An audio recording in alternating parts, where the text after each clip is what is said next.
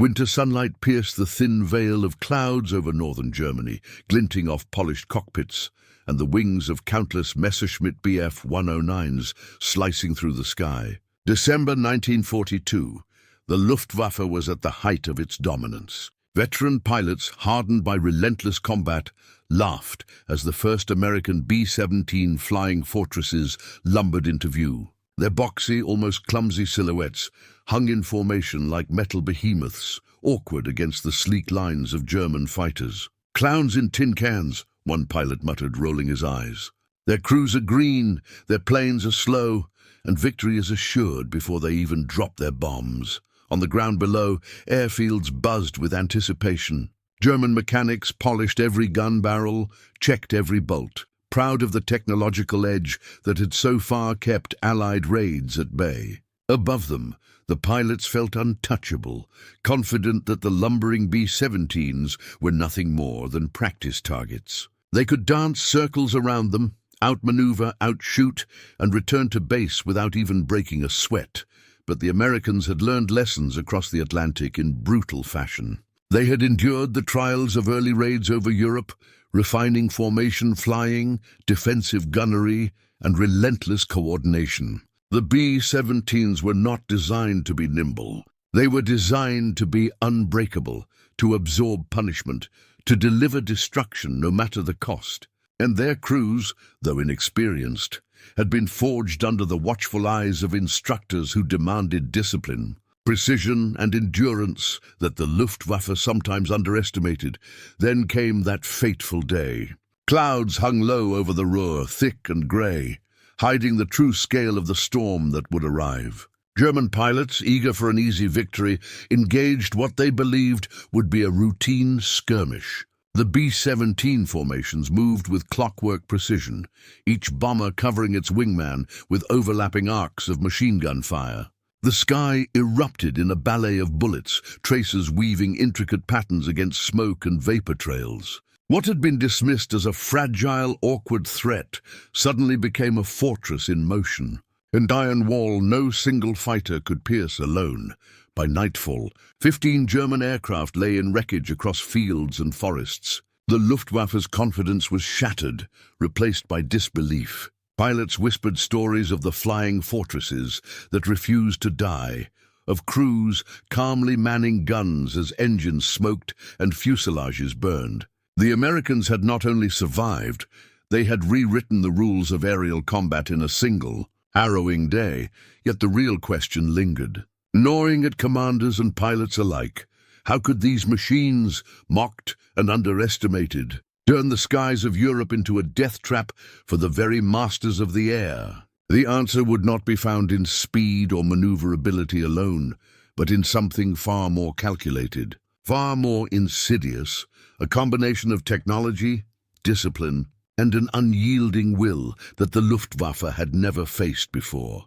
As the survivors limped home, battered but unbroken, a shadow of doubt fell across the German ranks. The machines they had laughed at, the clowns in tin cans, were no longer a joke. They were a warning.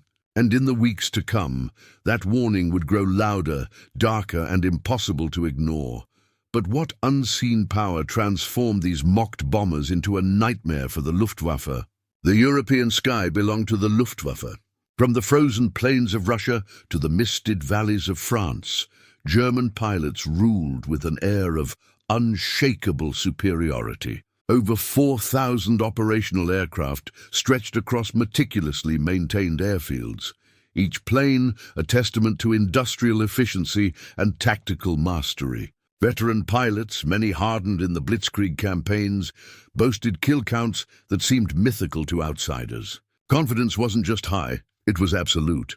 Every sortie reinforced a belief that no opponent could challenge the Reich's mastery of the air.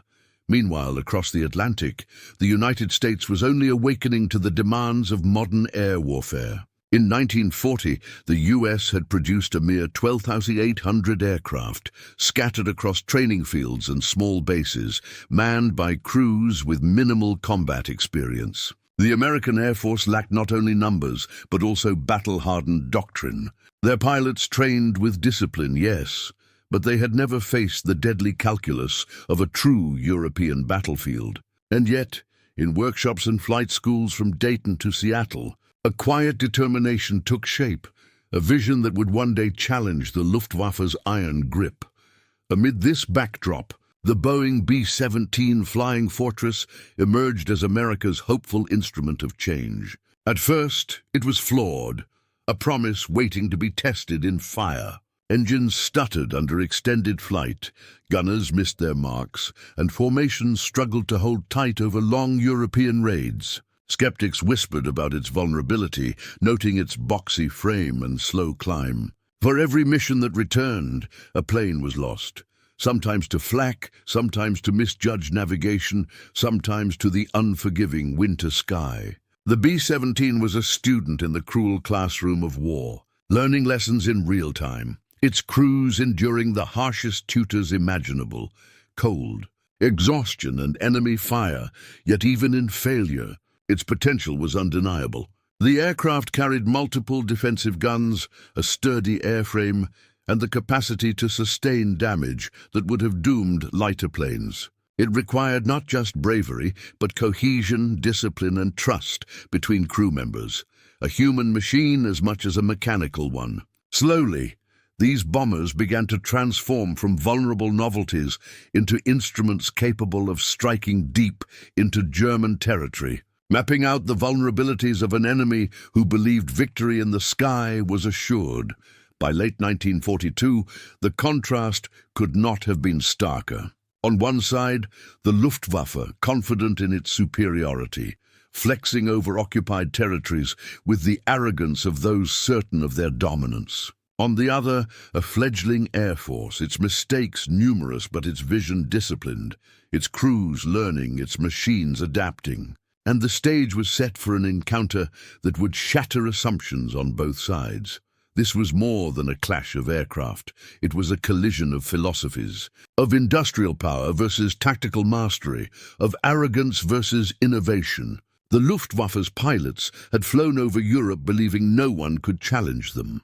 Yet halfway across the world, something extraordinary was quietly taking shape, a revolution not in numbers, not yet in skill, but in the very way men and machines would wage air war. And so, as American factories roared to life, producing wings, engines, and ammunition in ever-growing numbers, the question began to take shape across the Reich's command. How could mere fledgling crews and these seemingly flawed machines pose a threat to the mightiest air force in the world? Yet a quiet revolution was brewing across the Atlantic. What was it? Spring of 1942 brought with it the first taste of real combat for America's fledgling air crews. Young men, barely out of flight school, found themselves hurtling across the Atlantic in the fragile hulls of B-17 Flying Fortresses. For most, the reality of war was a shock that no classroom or simulator could replicate. Engines groaned, instruments froze, and radios crackled with static as the bombers pushed toward enemy skies. Loss rates were harsh and unforgiving. Statistics of the day grimly recorded that nearly 10% of every early sortie would never return.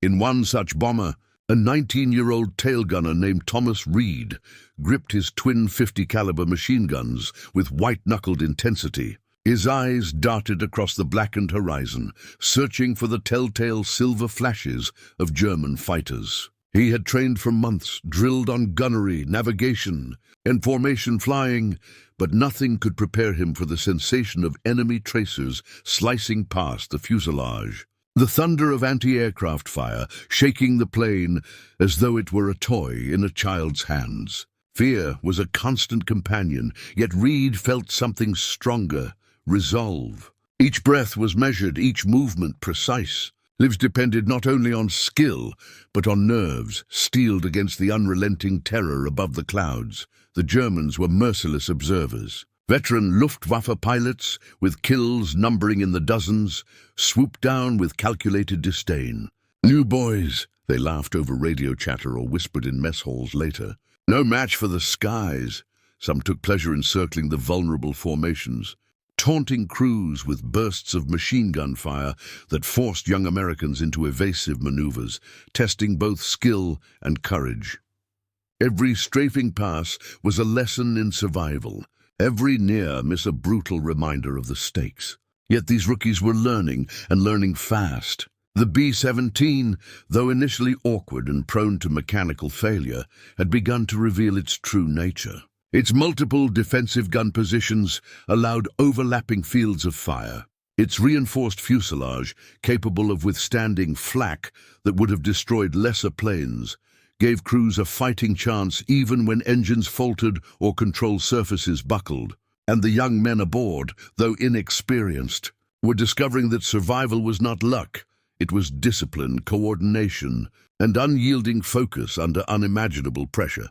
Thomas Reed, during his first deep penetration raid over industrial Germany, became emblematic of this new breed. He fired continuously, covering his squadron's tail and helping bring down an enemy fighter despite shrapnel striking near his position. Fellow gunners shouted encouragement through earphones, and the pilot's calm commands sliced through the chaos. The B-17 was no longer just a machine. It was a collective armor of human and metal, each crew member's survival intertwined with the others. Yet the numbers were sobering.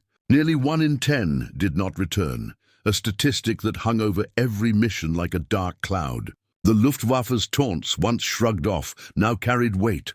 Mockery turned into deadly prophecy, a reminder that failure was both likely and permanent. And for every young gunner who emerged unscathed, dozens of friends, mentors, and fellow trainees were counted among the fallen, their absence a silent testament to the unforgiving nature of early air combat. Still, beneath the fear and fatigue, a spark of resilience ignited. These green crews were beginning to understand that the B-17's strength was not in its elegance or speed.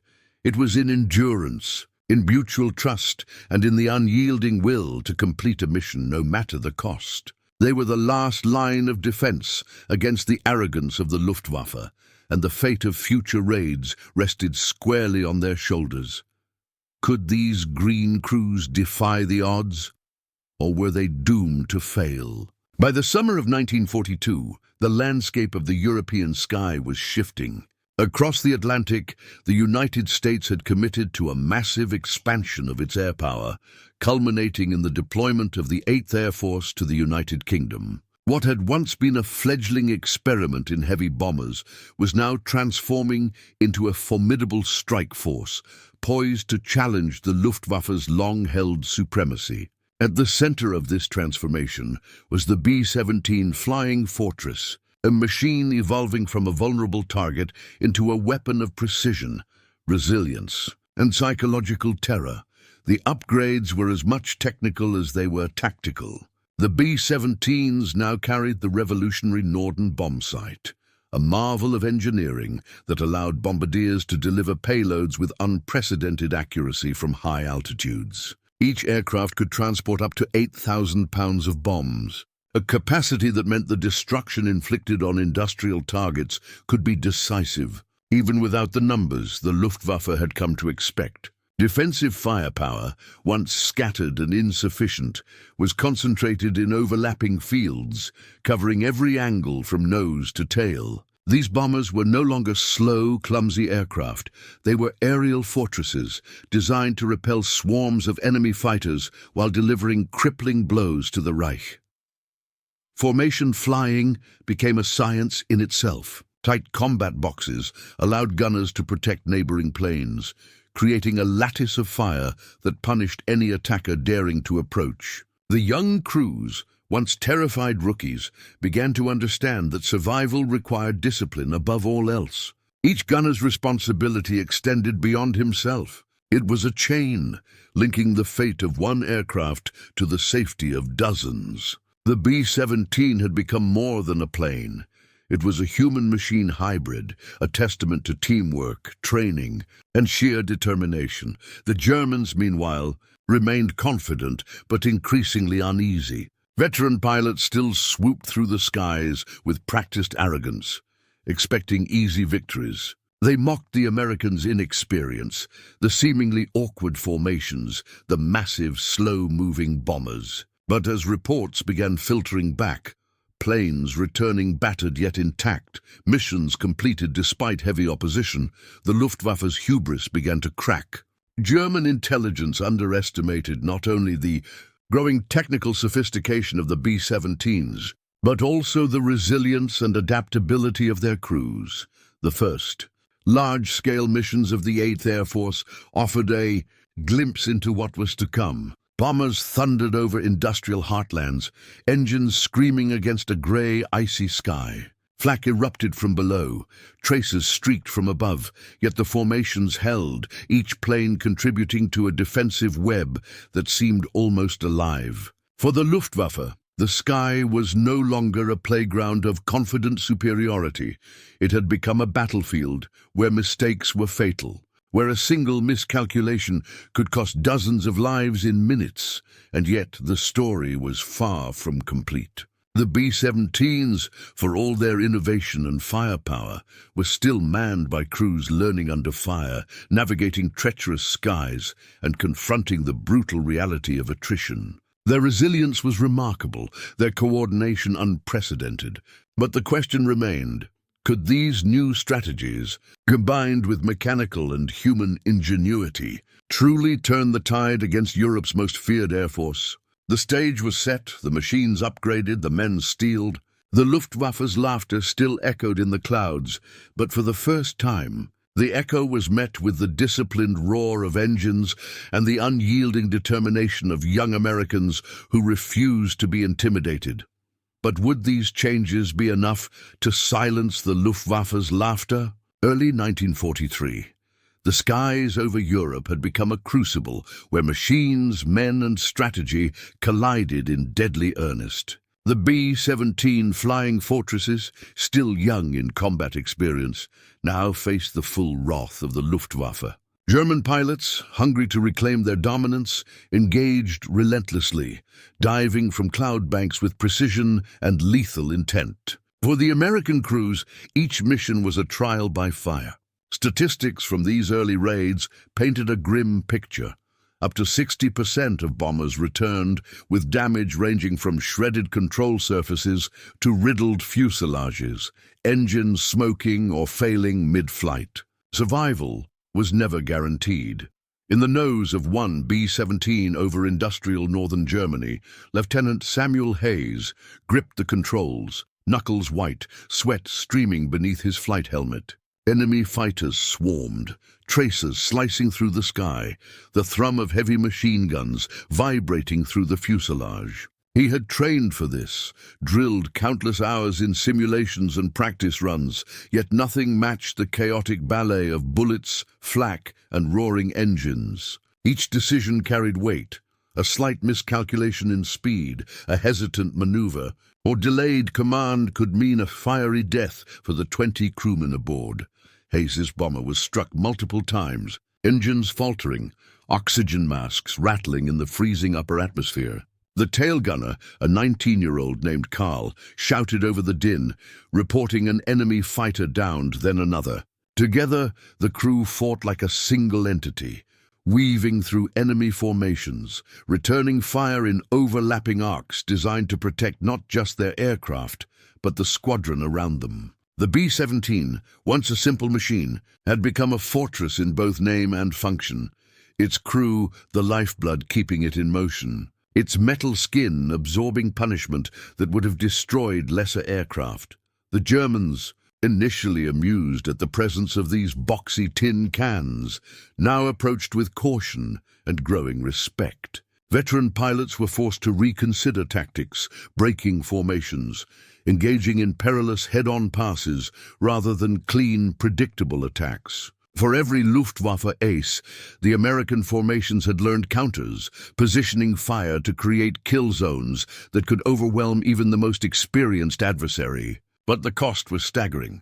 One raid could leave dozens wounded, cripple planes that barely returned to base, and claim the lives of young men in their first baptism of fire. Amid the chaos, a broader strategy began to emerge. Mission after mission revealed patterns, weaknesses and strengths in both men and machines. Commanders studied flight logs, gunnery reports, and crew accounts, refining tactics to maximize survival and destruction. Formation integrity, altitude advantages, and coordinated bomber waves became tools of psychological and mechanical warfare. Every successful sortie built confidence, every loss etched lessons into the collective memory of the 8th Air Force. Yet despite these hard-earned gains, the air war remained a gamble. Each B-17 that returned carried with it a story of courage, fear, and endurance, a narrative repeated hundreds of times over the European skies. The young crews learned that survival depended on more than skill or firepower. It depended on discipline, trust, and a stubborn refusal to yield in the face of death. These missions were shaping a new era of aerial combat, one where the so-called rookies could stand against the masters of the sky. But the true test, the event that would shatter assumptions on both sides, was yet to come. Losses mounted, confidence and fear intertwined, and the Luftwaffe still believed victory was within reach. Yet one day would change everything, forever altering the balance of air power in Europe. What happened? Autumn 1943. The sky above northern Germany was a steel-gray canvas, stretching endlessly, hiding the tension that churned beneath. For the Luftwaffe, it was another day to assert dominance, another opportunity to dismantle the mocked American bombers that had begun creeping into their airspace. German intelligence had underestimated the Americans for too long. On this day, that miscalculation would prove catastrophic. Over 1,200 B-17 flying fortresses thundered toward their target, a sprawling industrial complex feeding the German war machine. Each bomber carried its full payload, reinforced and fortified, engines screaming against the icy wind at 25,000 feet. The Luftwaffe scrambled hundreds of fighters, confident that this overwhelming display of American rookies would crumble under pressure. Veteran pilots, cocky and experienced, readied their weapons and plotted interception points, certain of another routine triumph. What they faced instead was a nightmare. The B-17s moved in tightly knit box formations, a lattice of metal and firepower. Each bomber's defensive guns overlapped with its neighbors, creating zones of near impenetrable fire. Any German fighter daring to break through was met with withering bursts from multiple angles, tracers streaking across the sky in deadly arcs. Pilots reported enemy aircraft caught between converging fire like fish in a net, unable to maneuver without exposure. In the cockpit of one B-17, Lieutenant Robert Caldwell felt the full intensity of the engagement. Fighters swarmed, diving, rolling, and braking, yet each maneuver was countered by disciplined gunnery from the formation. Engines groaned under the strain, oxygen masks clamped tight against the thin air. A tail gunner shouted of an enemy fighter destroyed, then another. The cadence of explosions and tracer fire was relentless, almost hypnotic in its rhythm, a deadly symphony that left no room for hesitation. By mission's end, the results were staggering. 15 German planes had been downed in a single sortie, a loss that sent shockwaves through Luftwaffe ranks. Reports from German pilots spoke of disbelief and fear. One veteran noted, "We expected clumsy targets, inexperienced boys. Instead, we faced a wall of steel that did not falter, that did not retreat. It was as if the sky itself turned against us." The statistics alone were enough to unsettle the most confident commanders. Over 200 bombers had pressed the attack, sustaining minimal losses compared to the devastation they inflicted. This day marked more than just tactical success. It revealed a paradigm shift. The B-17s were no longer experimental machines. They were instruments of strategy, precision, and psychological warfare. German pilots, long accustomed to dominating the air, now faced an enemy capable of endurance, coordination, and firepower beyond expectation. The myth of American fragility had been shattered in a few hours of concentrated battle, yet even as the victories mounted, questions remained. Could this level of performance be sustained, or was it a singular alignment of skill, numbers, and luck? Commanders on both sides knew that the war of the skies was far from over. The Luftwaffe's shock would drive new tactics, more aggressive sorties, and a determination to reclaim lost prestige. Meanwhile, the Americans would continue refining their approach, pushing the boundaries of technology, training, and aerial strategy. In the aftermath of this unprecedented engagement, the sky itself seemed transformed. The arrogance of German pilots had been pierced, their confidence cracked. Yet the cost of survival reminded all that war demanded constant adaptation. One day had reshaped expectations, but the air war's ultimate resolution remained unwritten. But was this stunning victory a fluke or the start of a new era? The winter of 1943 was not kind to the German Luftwaffe.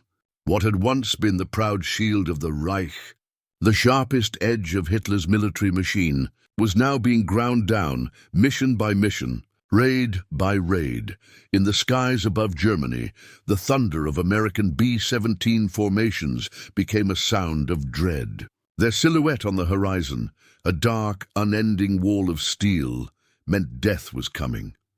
For the Luftwaffe pilots, interception was no longer a contest of skill or daring. It was survival. Reports poured into Berlin, 2,000 planes lost in 1943 alone.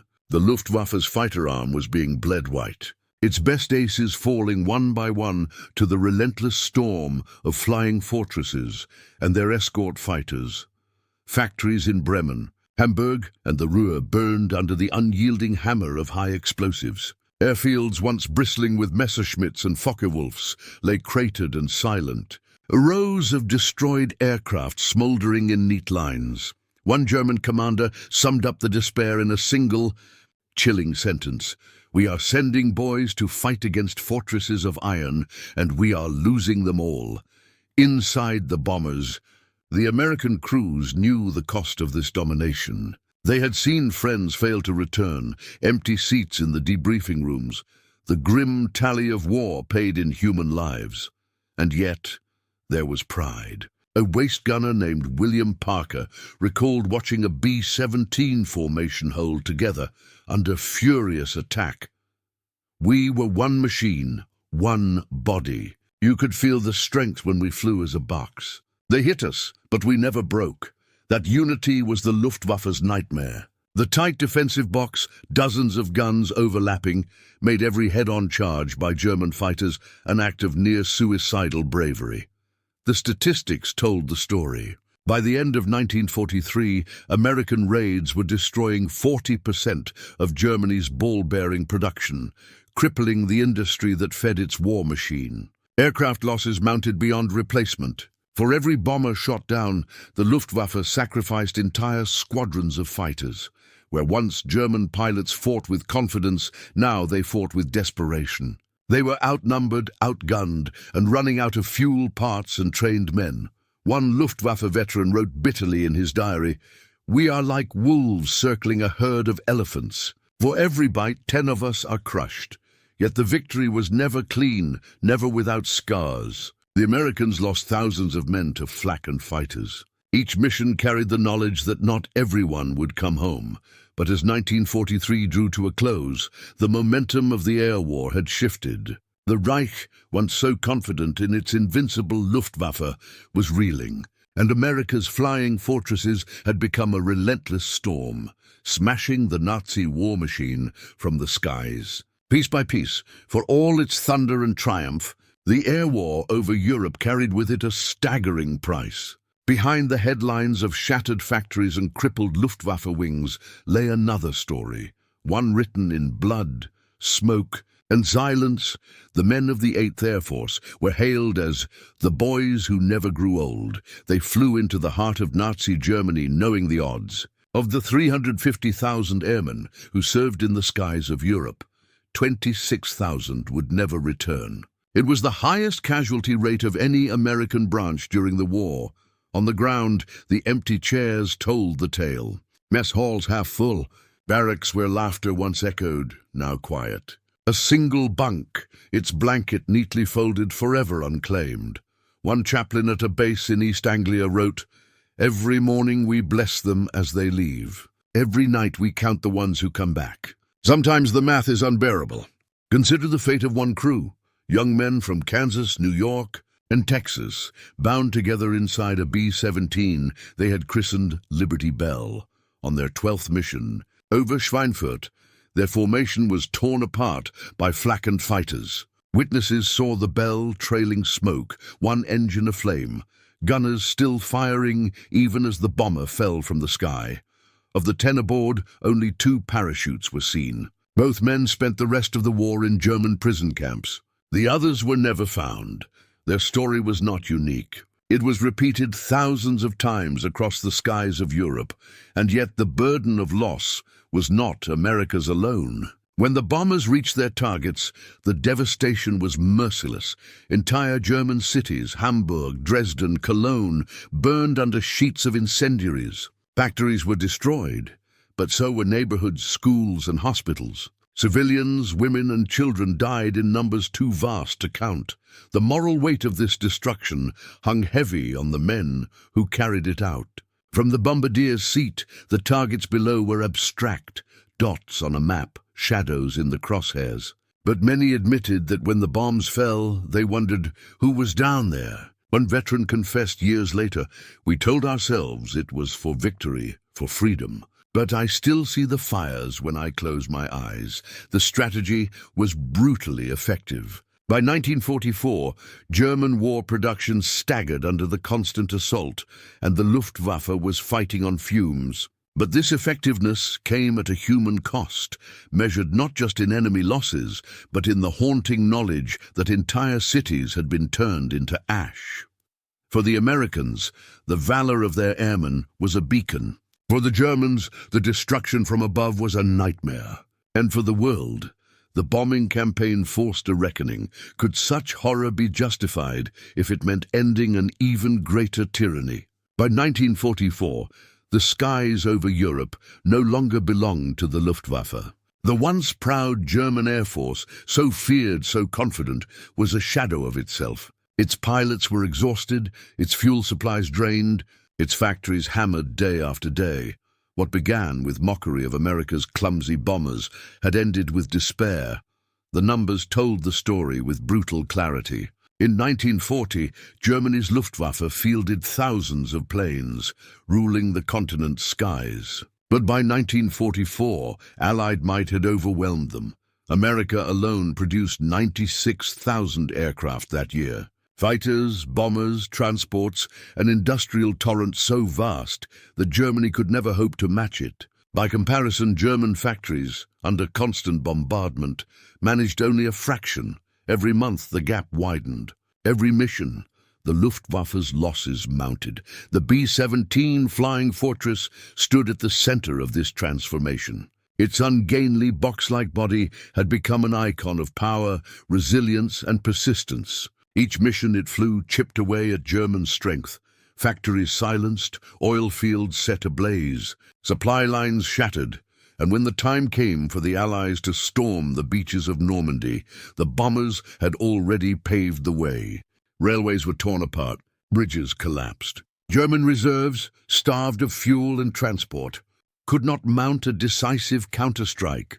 The fortress in the sky had become the hammer that weakened Hitler's grip on Europe. But it was not only about bombs and factories. It was about spirit. The psychological shift was immense. American airmen, once dismissed as rookies, now flew with confidence. They knew the tide had turned. A veteran of the 8th Air Force, reflecting years later, put it simply, "We weren't just dropping bombs. We were building the road to victory." For the Germans, the change was undeniable. One commander lamented that his men were being sent into battle with fewer planes, less fuel, and little hope. Each sortie cost them dearly. Each encounter with the American formations left them weaker. The hunter had become the hunted. As 1944 closed, the sky itself felt transformed. Where once the Luftwaffe soared with arrogance, now contrails of Allied bombers stretched across the horizon, thousands at a time, moving with an inevitability no fighter could stop. This air supremacy was not just a tactical advantage. It was the foundation of the Allied victory. Without it, D-Day may have failed. Without it, the war might have dragged on for years. The echoes of those days still resonate. The B-17 became more than a machine. It became a symbol of sacrifice, of industrial might, of a war fought not just on the ground, but high above the clouds. And yet, behind every statistic, behind every gleaming bomber rolling off the assembly line, there were men, young, untested, often afraid, who carried the burden of turning metal and machinery into a force that reshaped history. The war ended in 1945, but the echoes of the flying fortress never faded. For those who lived through it, the sight of endless bomber streams stretching across the sky was unforgettable, an image of power, resilience, and unity that reshaped not only Europe's fate, but the very meaning of air power. What began as ridicule ended as respect. The Germans had once laughed at the B-17, scoffing at its boxy frame and rookie crews. Yet history had its answer. It was not the shape of the wings that mattered, but the strength of the spirit behind them. The legacy of the B-17 was not just in the factories it destroyed or the battles it tilted. It was in the blueprint it left for modern warfare. Air dominance became the key to victory, a lesson carried forward into Korea, Vietnam, the Gulf War, and beyond. Every modern jet fighter, every stealth bomber, carries within it the DNA of that lesson. The sky is not merely a battlefield, it is the high ground that decides the ground war below. And this was not achieved by machines alone. It was the result of collective effort. The engineers who sketched designs by lamplight, the factory workers, many of them women, who riveted wings and welded fuselages at a pace the enemy could not match. The ground crews who patched shattered planes night after night to make them fly again. And the young men who climbed into those cockpits, knowing that 1 in 4 would not return. Their unity forged a weapon stronger than any steel. The lessons reach beyond war: resilience, ingenuity, unity of purpose. These qualities carried America's fledgling Air Force from mockery to mastery in just 3 short years. And they remain timeless. Today, the world faces challenges of its own: technological races, global crises, unseen threats that test our resolve. The story of the B-17 is more than a history lesson. It is a reminder that when people stand together, when innovation is matched by courage, when the mocking voices are drowned out by perseverance, the impossible becomes possible. For the men of the 8th Air Force, the roar of engines over Europe was more than noise. It was the sound of determination, of hope, of a nation refusing to bow. Their sacrifice was immense. 26,000 lives lost, countless more scarred by the memory of fire and steel. But their triumph reshaped the world. One veteran, looking back decades later, said it best: "We were kids when we climbed into those planes. We came back old men. But we came back knowing we had changed history." The B-17 Flying Fortress earned its name not through design alone, but through the spirit of those who flew it. From laughter to legend, from doubt to dominance, it proved a truth that endures through time. No weapon is stronger than the unity of those who wield it. And so, the roar of those B-17s reminds us still: no foe is too strong when courage and ingenuity take flight.